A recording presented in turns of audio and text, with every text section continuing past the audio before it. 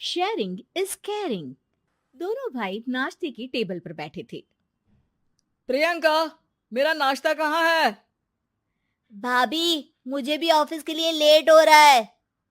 इस पर प्रियंका किचन में से दोनों के नाश्ते की प्लेट्स लेकर बाहर आती है। लो भाई, आप दोनों का नाश्ता।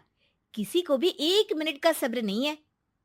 ये प्रियंका का ससुराल है, जहाँ कोई औरत ना होने की वजह से शादी वाले दिन से ही घर के साथ दोनों भाइयों की जिम्मेदारियां प्रियंका संभाल लेती है। दोनों भाई शांति से नाश्ता कर रहे होते हैं कि अंकुश अपने भाई की प्लेट से पराठे का एक टुकड़ा उठा लेता है।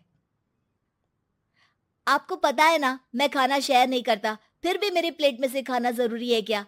अरे हद हो गई है, मुझे नहीं खाना अब। अंकुर गुस्से में नाश्ता छोड़कर टेबल से उठ खड़ा होता है। अरे, ये कैसा बिहेवियर है अंकुर? एक टुकड़ा ही तो है। एक हो या आधा, मुझे भूख लगी है तो ये सिर्फ मेरा ही है। उसे भी किसी के साथ शेयर करने बैठा तो भूखा नहीं रह जाऊंगा। अरे बाबा ठीक है, अब इस पर भी लड़ाई। दूसरा बना देती हूँ, पर प्लीज ऐसे खाना बीच में छोड़कर मत जाओ। इससे अन्न का अपमान होता है। ओ प्लीज भाभी, ऐसी कोई चीज होती ही नहीं है। आपके पास पैसे हैं, खरीदो और खाओ। अगर नहीं खाया जाए तो फेंक दो। अरे दुनिया में सब यही करते हैं। अंकुर बैग उठाकर ऑफिस के लिए चला जाता है, जिसके पीछे उसका बड़ा भाई मायूस सा घर में खड़ा रह जाता है।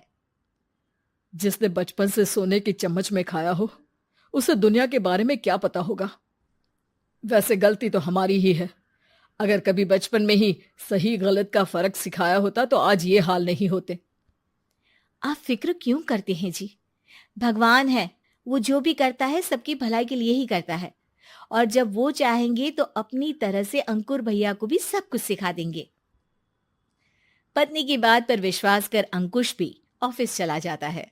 सुबह से दोपहर होती है और अंकुर लंच करने ऑफिस के पास वाले रेस्टोरेंट में पहुंचता है, जहां वो एक साथ बहुत सारा खाना ऑर्डर कर देता है। सर, क्या कोई आपको ज्वाइन करने वाला है? नहीं तो क्यों? अब कुछ नहीं सर, ऐसे ही। वेटर चला जाता है और कुछ देर में अंकुर का ऑर्डर लेकर वापस आता है, जिस पर अंकुर सब डिशेस में से थोड़ा थोड़ा खाकर बाकी ऐसे ही छोड़कर बिल देकर चला जाता है। वाह भगवान, तेरी माया। कहीं कोई एक एक टुकड़े के लिए तरसता रहता है और ये 5 लोगों का खाना ऑर्डर करके एक का भी पूरा नहीं खाते। पैसे वालों की माया। वेटर टेबल साफ कर बचा हुआ सारा खाना लेकर रेस्टोरेंट के पीछे घूम रहे बच्चों के पास पहुंच जाता है, जिसे देख बच्चों के चेहरे खिल उठते हैं। वाह, आज इतना सारा खाना आया। थैंक यू भैया। भगवान आपको खाने की फैक्ट्री बना दे। अगर ये फैक्ट्री मेरी होती तो तुम लोगों को कभी किसी का झूठा बचा हुआ खाना नहीं खाना पड़ता। चलो तुम लोग खाओ, पर ध्यान रखो किसी को पता ना चले, नहीं तो मेरी नौकरी चली जाएगी। इसी के साथ दिन बीतता है और रात को दोनों भाई एक साथ घर पहुंचते हैं। कुछ देर में सब डिनर करने बैठते हैं, जहां अंकुश अंकुर को समझाने की कोशिश करता है।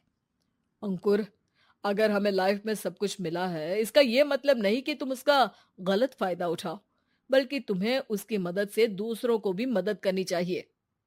भैया, जिनके पास नहीं है उनकी वजह मैं तो नहीं ना। और ऐसे बहुत लोग हैं जिनके पास सब कुछ है।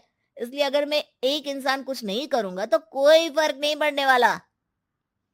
तुम्हारे भैया बस एक चीज समझाना चाहते हैं कि जिस चीज की हमारे पास कमी नहीं है, उसे बर्बाद करने से अच्छा है कि लोगों के साथ शेयर करें। इससे हम सिर्फ सामान नहीं, खुशियां भी बांटते हैं, और इसमें तुम्हारा ज्यादा कुछ तो जाएगा नहीं। भैया भाभी की बात सुन अंकुर कुछ बोले बिना उठकर चला जाता है। इसी तरह दिन बीतते रहते हैं, जिसमें अंकुश और प्रियंका कोशिश तो बहुत करते हैं, पर अंकुर पर किसी भी चीज का कोई असर नहीं पड़ता। एक दोपहर अंकुर सैंडविच खाते हुए सड़क के किनारे चल रहा होता है। तभी उसकी नजर आइसक्रीम वाले पर पड़ती है और वो सैंडविच सड़क किनारे फेंक आइसक्रीम खरीदने पहुंच जाता है। अब इसे कहते हैं जिंदगी का सुख। जैसे ही अंकुर आइसक्रीम लेकर पीछे मुड़ता है, तो एक आदमी को सड़क से वही सैंडविच उठाते हुए देखता है। वो आदमी बहुत कमजोर, गरीब, जैसे बहुत दिनों से खाना ना खाया हो वैसा लग रहा था। अंकुर उसके पास जाकर खड़ा हो जाता है। उसे देखकर आदमी सैंडविच अंकुर की तरफ कर देता है। आपको भी खाना है क्या? क्या हम इसे आधा आधा कर ले? मुझे बहुत भूख लगी है। वो मेरा ही झूठा सैंडविच है। तुम दूसरा खरीद कर क्यों नहीं खा लेते? इसे क्यों खा रहे हो?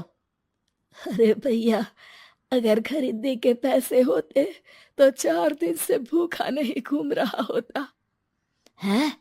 क्या? तुमने 4 दिन से कुछ नहीं खाया, फिर भी इस आधे सैंडविच को मेरे साथ बांटने के लिए तैयार हो गए? क्यों? अरे भैया, पैसा नहीं है तो क्या हुआ, इंसानियत आज भी उतनी महंगी नहीं हुई, और ना ही उस पर अमीर गरीब का टैग लगा है जो हम उसे रख ना सके। पर अफसोस, आजकल लोगों के अंदर पोषण, खून या विटामिन से ज्यादा इंसानियत की कमी होने लगी है। आदमी की बातों से अंकुर को समझ में आ जाता है कि वो आज तक कितना गलत काम करता आ रहा था।